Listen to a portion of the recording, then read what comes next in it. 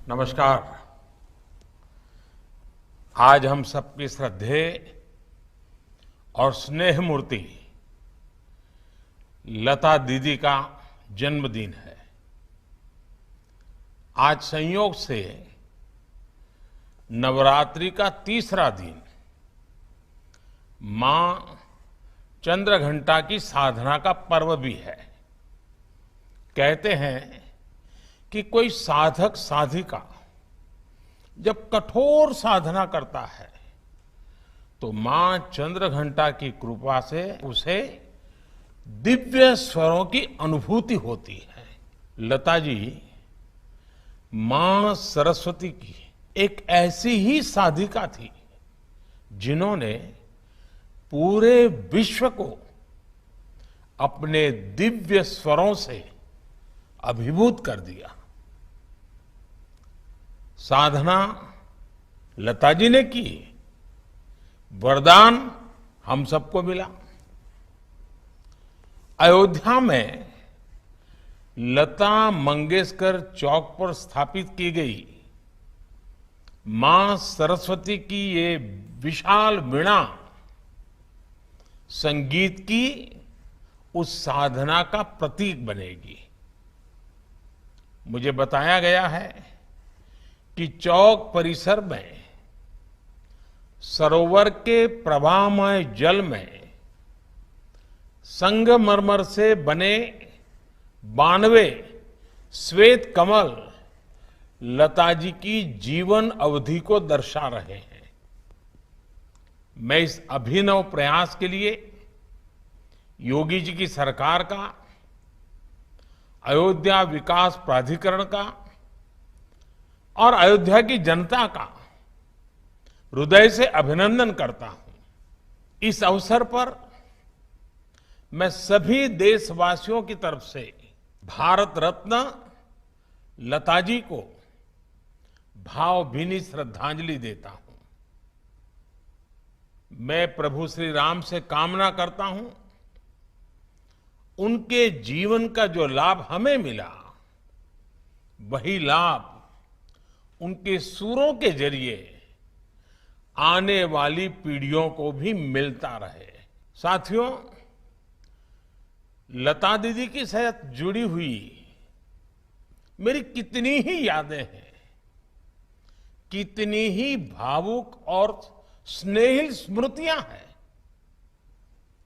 जब भी मेरी उनसे बात होती, उनकी वाणी की युग परिचित मिठास हर बार मुझे मंत्र मुग्ध कर देती थी। दीदी अक्सर मुझसे कहती थी, मनुष्य उम्र से नहीं कर्म से बड़ा होता है और जो देश के लिए जितना ज्यादा करे वो उतना ही बड़ा है।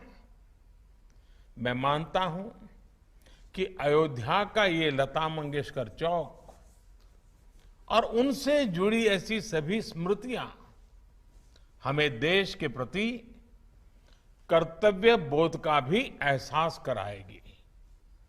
साथियों, मुझे याद है जब अयोध्या में राम मंदिर निर्माण के लिए भूमि पूजन संपन्न हुआ था तो मेरे पास लता दीदी का फोन आया था। वो बहुत भावुक थी, बहुत खुश थी, बहुत आनंद में भर गई थी और बहुत आशीर्वाद दे रही थी। उन्हें विश्वास नहीं हो रहा था कि आखिरकार राम मंदिर का निर्माण शुरू हो रहा है।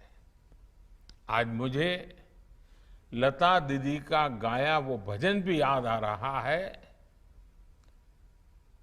मन की अयोध्या तब तक सूनी जब तक राम न आए। अयोध्या के भव्य मंदिर में श्री राम आने वाले हैं और उससे पहले करोड़ों लोगों में राम नाम की प्राण प्रतिष्ठा करने वाली लता दीदी का नाम अयोध्या शहर के साथ हमेशा के लिए स्थापित हो गया है। वहीं रामचरित मानस में कहा गया है, राम ते अधिक राम कर दासा, अर्थात राम जी के भक्त राम जी के भी पहले आते हैं।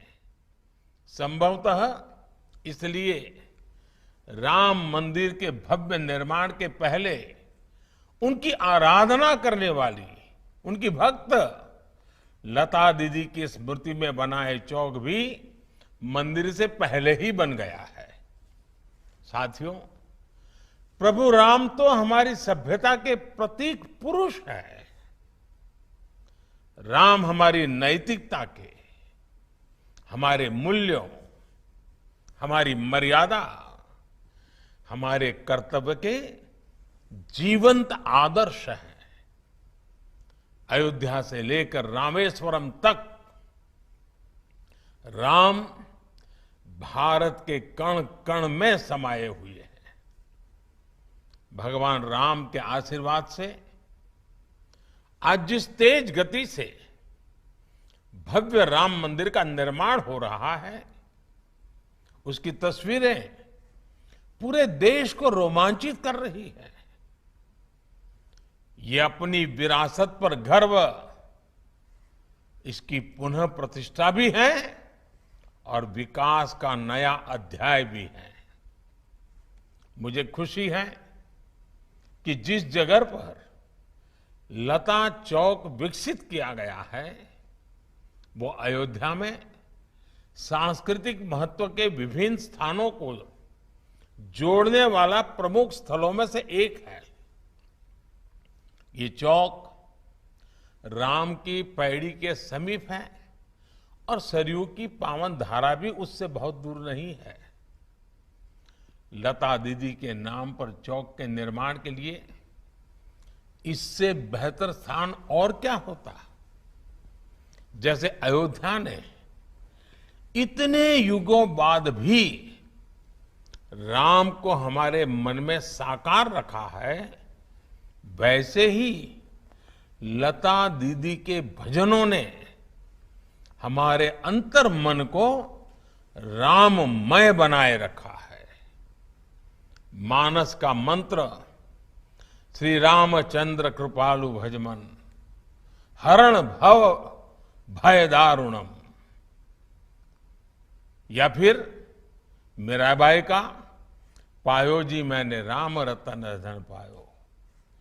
अनगिनत ऐसे भजन, बापू का प्रिय भजन वैष्णव भजन हो, या फिर जन जन के मन में उतर चुका तुम आशा विश्वास हमारे राम, ऐसे मधुर गीत हो।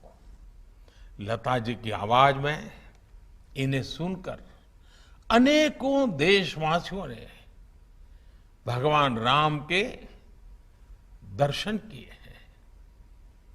हमने लता दीदी के स्वरों की दैवीय मधुरता से राम के अलौकिक माधुर्य को अनुभव किया है।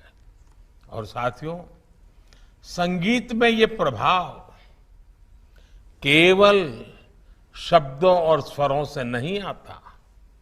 ये प्रभाव तब आता है जब भजन गाने वाले में वो भावना हो, वो भक्ति हो, राम से वो नाता हो, राम के लिए वो समर्पण हो।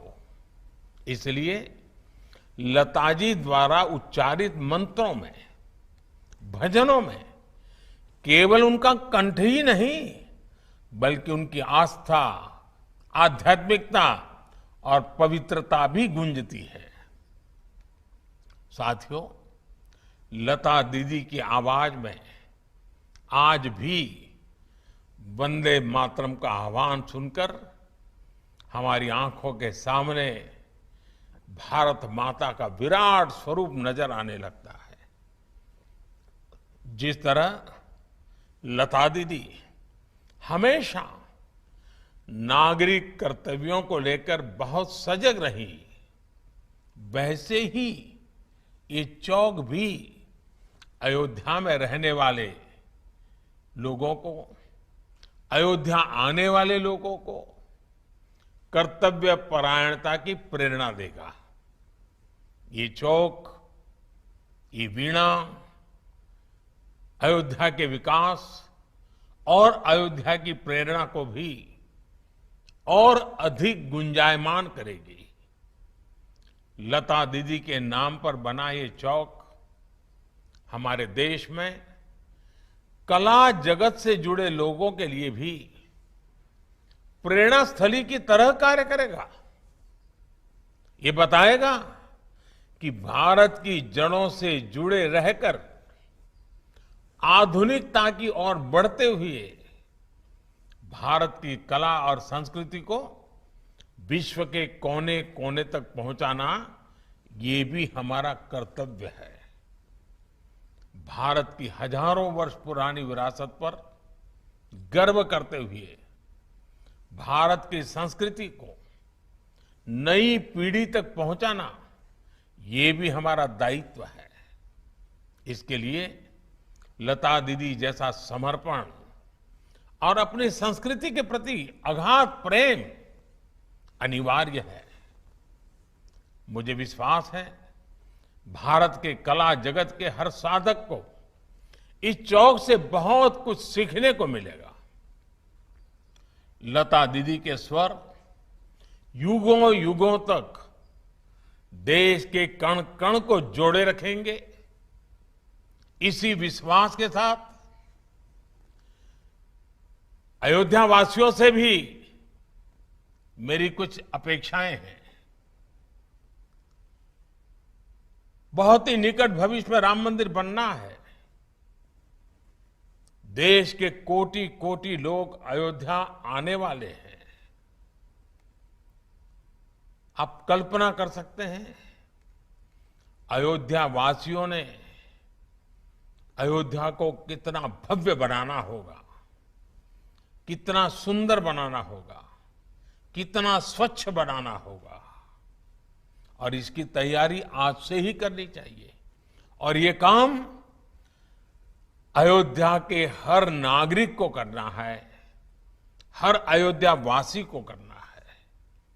तभी जाकर के अयोध्या की आन बान शान, जब कोई भी यात्री आएगा तो राम मंदिर की श्रद्धा के साथ साथ अयोध्या की व्यवस्थाओं को, अयोध्या की भव्यता को, अयोध्या की मेहमान नवाजी को अनुभव करके जाएगा।